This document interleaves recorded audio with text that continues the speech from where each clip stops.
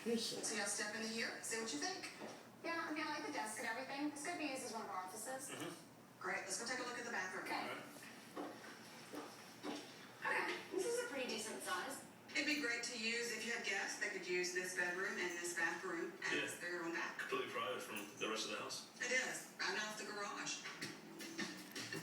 Twinkie, what are you doing?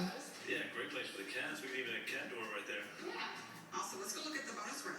Oh, separate from the house? It is unfinished, so you'd have a little work to do, but it could be a great media room or playroom for the children when they get older.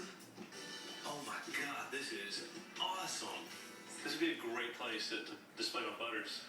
This is awesome. I mean, it's not finished, so would it cost a whole lot to finish? Depending on how finished you wanted to make it, but it would definitely add value to your Hold home. on.